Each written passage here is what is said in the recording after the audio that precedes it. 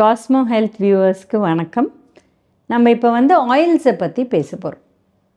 முன்ன காலத்தில் வெறும் ஒரு கடலை எண்ணெய், நல்லெண்ணெய் இவ்வளோ தான் இருந்தது. நம்ம ஹாப்பியாக இருந்தோம்.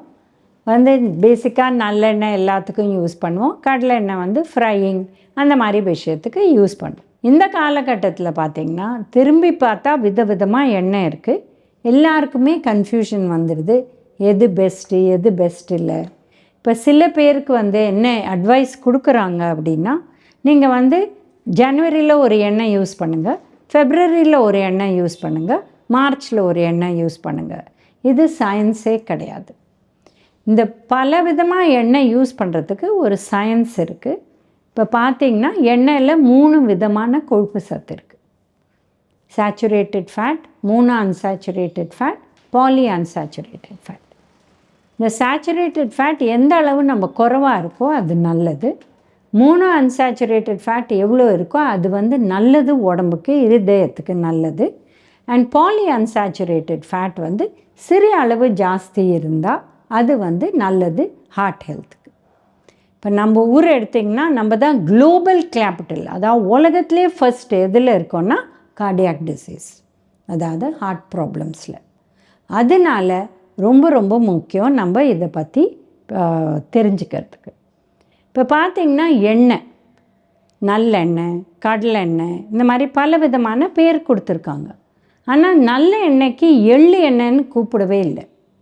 இன்னி வரலும் இந்த சயின்ஸ் ஆஃப் ஆயில்ஸ் பார்த்திங்கன்னா நல்லெண்ணெய் நல்லது, இது ரொம்ப நல்லது. நிறைய பேர் அது கசப்பாக இருக்குது, எங்களுக்கு அந்த டேஸ்ட் பிடிக்காது அப்படின்னு அதை எடுத்துக்கிறது இல்லை. பட் அது one of the best oils. And அதில் இந்த medium mono unsaturated fats, medium chain ட்ரைக்ளிசரைட்னு சொல்கிறோம், இது நல்லது அண்ட் நிறையா இருக்குது. ஸோ நல்லெண்ணெயை பேசிக்காக நம்ம உணவில் நம்ம ஒரு நாளைக்கு 3 டீஸ்பூன் எண்ணெய் சொல்கிறோம், 15 ml சொல்கிறோம். பட் இதில் 10 ml நல்லெண்ணெய் யூஸ் பண்ணலாம். 5 ml யாரெல்லாம் கீ யூஸ் பண்ணுறாங்களோ அவங்க கீ யூஸ் பண்ணலாம். இல்லை கடலை எண்ணெய் யூஸ் பண்ணுறவங்க 5 ml கடல் எண்ணெய், இல்லை வேறு எந்த எண்ணெய், தேங்காய் எண்ணெய் அந்த மாதிரி யூஸ் பண்ணலாம். ஏன் இது அப்படின்னு பார்த்திங்கன்னா, ஏன்னா அந்த ஹார்ட் ஃப்ரெண்ட்லி அந்த ஃபேட்ஸ் நல்லெண்ணெயில் இருக்குது. இப்போ எண்ணெய்களை பொறுத்தவரையிலும் எல்லா எண்ணெயுமே பிளான்ட் பேஸ் தான். அதாவது இது விதையிலேருந்து தான் எடுக்கிறோம். கடலெண்ணெய் கடலையிலேருந்து, நல்லெண்ணெய் எள்ளுலேருந்து. ஸோ இது எதுலேயுமே கொலஸ்ட்ராலே கிடையாது.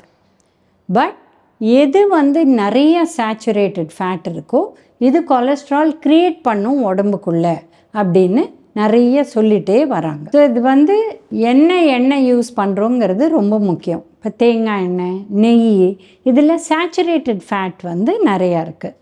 இதனால் இதை 5 ml யூஸ் பண்ணால் போகும். இதை நம்ம 15 ml யூஸ் பண்ணால் ப்ராப்ளம் வரலாம்.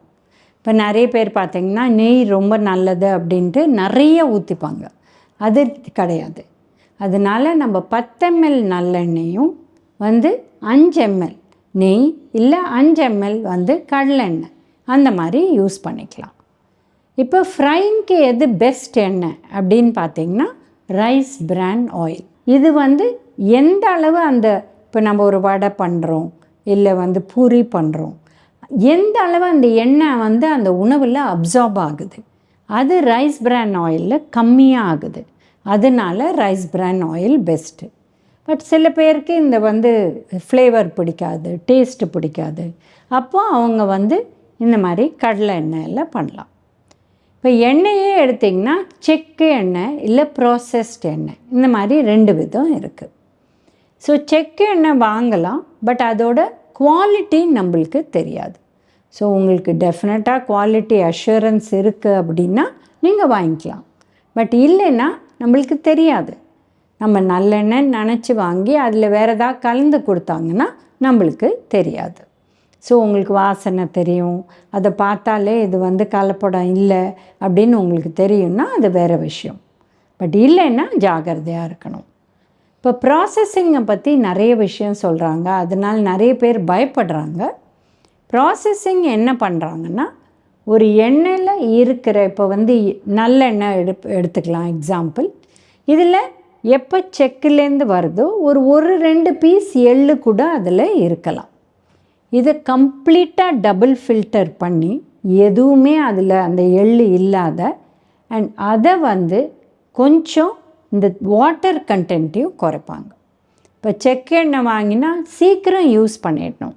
1-2 மாதத்துக்குள்ளே அதை முடிக்கலைன்னா இதில் ஒரு வாசனை, ஏன்னா அதில் இருக்கிற தண்ணி சத்து நிறையா இருக்குது அண்ட் ஃபில்ட்ரேஷனும் கம்ப்ளீட்டாக ஆகிறதில்ல. பட் இந்த ப்ராசஸ் பண்ணுறதுல கொஞ்சம் தண்ணி சத்தும் எடுத்துகிட்டு அதை வைக்கிறாங்க. ஸோ இதனால் இதுக்கு எக்ஸ்பைரி டேட் 3 months சொல்கிறாங்க. பட் இது வந்து உங்களுக்கு ப்ராசஸிங்கில் கெமிக்கல்ஸ் யூஸ் பண்ணுறாங்க, இது நல்லதில்லை அப்படின்னு நிறைய பேர் சொல்கிறாங்க.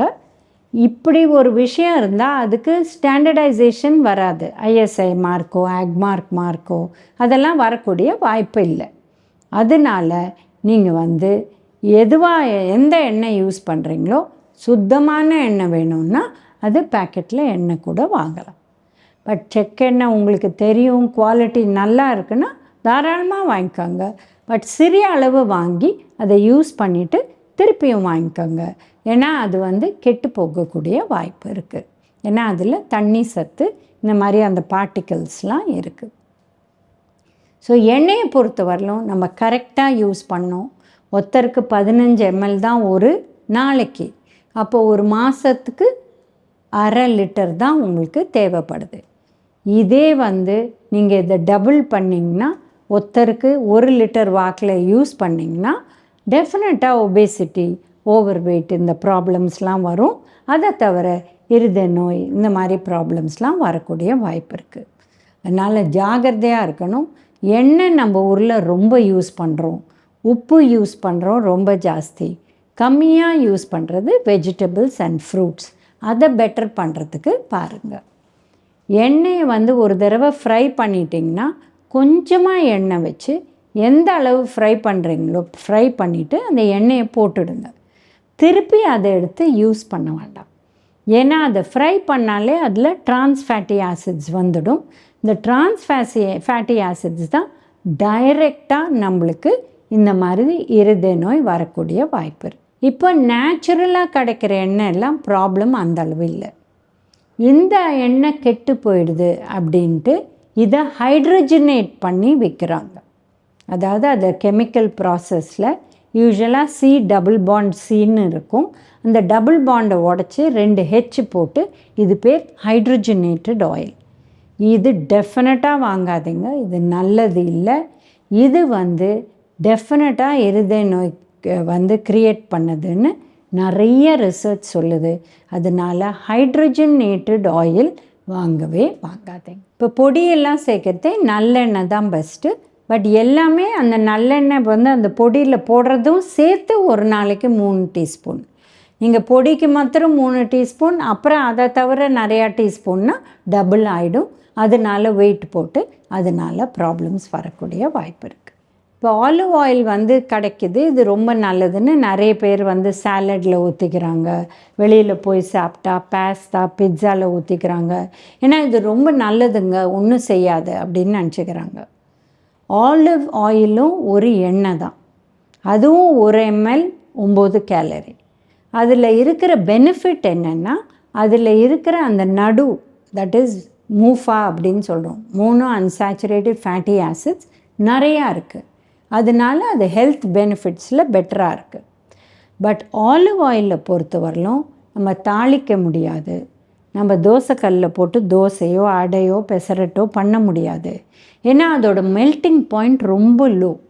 இதை நீங்கள் வந்து கடாயில் போட்டு கடுகு போட்டு தாளிச்சிங்கன்னா அதோட மெல்ட்டிங் பாயிண்ட் ஜாஸ்தியாகி அந்த எண்ணெயே வந்து smoking point is very low. இது ஸ்மோக் ஆகிடும். ஸ்மோக் ஆகி அது நல்லதே கிடையாது. எந்த எண்ணெயுமே நம்ம வந்து இந்த மாதிரி அதோட மெல்ட்டிங் பாயிண்ட் ஸ்மோக்கிங் பாயிண்ட்டுக்கு ஹையர் லெவல்ஸில் யூஸ் பண்ணக்கூடாது. நம்ம எல்லாருக்குமே நல்லெண்ணெயை பற்றி தெரியும், நம்மளுக்கு தேங்காய் எண்ணெயை பற்றி தெரியும். தேங்காய் எண்ணெய் யூஸ் பண்ணாலே நம்ம லோ ஹீட்டில் யூஸ் பண்ணுவோம். அதே மாதிரி நெய் யூஸ் பண்ணாலும் லோ ஹீட்டில் யூஸ் பண்ணுவோம். பட் ஆலிவ் ஆயில் வந்து இப்போ புதுசாக நிறைய பிராண்ட்ஸ் வந்து இந்தியன் குக்கிங்கோசரம் நாங்கள் கொடுக்குறோம் அப்படின்னு சொல்கிறாங்க. அப்படின்னா என்ன? அவங்க மெல்ட்டிங் பாயிண்ட்டை இன்க்ரீஸ் பண்ணிட்டாங்கன்னு அர்த்தம். அதை எப்படி பண்ணுறீங்க அப்படின்னு கேட்டால் இது ட்ரேட் சீக்ரெட் அப்படின்னு சொல்கிறாங்க. ஸோ அதை வாங்காதீங்க. நீங்கள் ஆலிவ் ஆயில் வாங்கினா கூட எக்ஸ்ட்ரா வெர்ஜின் ஆலிவ் ஆயில் இதை வாங்கி இதை வெறும்னு சாலடில் போட்டு சாப்பிடுங்க. இல்லை உணவு இப்போ பொடிக்கு பதில் நல்லெண்ணெய்க்கு பதில் ஆலிவ் ஆயில் யூஸ் பண்ணலாம். மாதிரி ராவாக யூஸ் பண்ணோம், அப்போ ப்ராப்ளமே இல்லை. பட் அதுக்குன்னு ஆலிவ் ஆயில்னால் எக்கச்சக்கமாக 3 டீஸ்பூனுக்கு பதில் 6 டீஸ்பூன் யூஸ் பண்ணலான்னு கிடையாது. இதை நம்ம சமையலுக்கு யூஸ் பண்ண முடியாது. So 5 ml olive oil, 10 ml நல்லெண்ணெய் அந்த மாதிரி யூஸ் பண்ணிக்கலாம். இப்போ கோகோனட் ஆயிலில் பொறுத்த வரலும் பார்த்திங்கன்னா, இப்போ யாராவது டியூப் ஃபீடிங்கில் இருந்தால் நம்ம கோகோனட் ஆயில் தான் நாங்கள் கொடுப்போம் டயட்டிஷியன்ஸ். ஸோ இது ரொம்ப ஈஸியாக டைஜஸ்ட் ஆகுது. இதில் அந்த MCT மீடியம் செயின் ட்ரைக்ளிசரைட்ஸ் நிறையவே இருக்குது. But on the same note இதில் சேச்சுரேட்டட் ஃபேட்டும் நிறையா இருக்குது. அதனால தான் ரொம்ப வருஷம் இதை நல்லதே கிடையாது, இருதய நோய் கெடுதல், நீங்கள் யூஸ் பண்ணவே கூடாது அப்படின்னு நிறைய ரிசர்ச் எல்லாம் வந்தது. பட் கோகோனட் ஆயிலை பொறுத்த வரலும் கேரளாவில் பார்த்திங்கன்னா அவங்க அதுதான் யூஸ் பண்ணுவாங்க. பட் கேரளாவோட லைஃப் ஸ்டைல் பார்த்திங்கன்னா நிறைய ஃபிஷ்ஷும் சாப்பிடுவாங்க. ஸோ ஃபிஷ்ஷில் இருக்கிற ஆயிலும் கோகோனட் ஆயிலும் சேர்த்து சாப்பிட்றச்சு அவங்களுக்கு பேலன்ஸ் ஆகிடுது. அதுவும் fresh water fish, river fish அவங்க நிறைய சாப்பிடுவாங்க. அதை தவிர பார்த்திங்கன்னா கேரளாவில் 90+ இயர்ஸ் இருக்கிறவங்க தனியாக பெரிய வீட்டில் ஹெல்த்தியாக இருக்காங்க. இது காரணம் பார்த்திங்கன்னா டெய்லி அவங்க நிறைய நடப்பாங்க. அவங்க கோவிலெலாம் பெருசு பெருசாக இருக்கும், அதை சுற்றி நடந்துட்டு வருவாங்க. ஸோ எக்ஸசைஸும் இருக்குது. அவங்க இருக்கிற இடமே மலை பிரதேசம் மாதிரி இருக்கும், மேலேயும் கீழேயும் slope. So automatic strength training அவங்களுக்கு வந்துடுது. ஸோ இந்த மாதிரி பல பெனிஃபிட்ஸ் அந்த ஸ்டேட்டில் இருக்கிறதுனால அவங்க யூஸ் பண்ண முடியுது. பட் இந்த காலகட்டத்தில் அவங்க நிறைய பேக்கரி ஐட்டம்ஸ், நிறைய fried items and mutton, beef இதெல்லாம் எக்கச்சக்கமாக எடுக்கிறதுனால இந்த காலகட்டத்தில் ஹையஸ்ட்டு ஹார்ட் ரேட் பார்த்திங்கன்னா கேரளாவில் இருக்குது. அதனால் ஜாகிரதையாக இருங்க. தேங்காய் எண்ணெய் நல்லது. 5 ml ஒரு நாளைக்கு, 1 டீஸ்பூன் ஒரு நாளைக்கு எடுத்தால் ப்ராப்ளம் இல்லை. பட் பூரா அதான் எடுப்பீங்கன்னா உங்கள் லைஃப் ஸ்டைல்லையே மாற்றணும். நீங்கள் நிறைய எக்ஸசைஸ் பண்ணணும், ஸ்ட்ரென்த் ட்ரைனிங் பண்ணணும், அப்போ தான் அது பண்ண முடியும். இல்லைன்னா அதை ஃபாலோ பண்ண முடியாது. இப்போ ஓவரால் குக்கிங்கில் சதர்ன் இந்தியா பார்த்திங்கன்னா நல்லெண்ணெய் பெஸ்ட்டு. அது 10 ml, 5 ml உங்களுக்கு வேறு எந்த எண்ணெய் வேணுமோ யூஸ் பண்ணிக்கோங்க. அதுதான் ஹெல்த்து. இப்படி தான் யூஸ் பண்ணணும். நீங்கள் ஒரு மாதம் இல்லை ஒரு வாரம் ஒரு எண்ணெய் மாற்றுறது இது ஹெல்த் கிடையாது. இதில் சயின்ஸ் இல்லை. ஆயிலோட ஹெல்த் பெனிஃபிட்ஸ் பற்றி பார்த்தோம். இதே மாதிரி இன்னொரு வீடியோவில் மீட் பண்ணலாம்.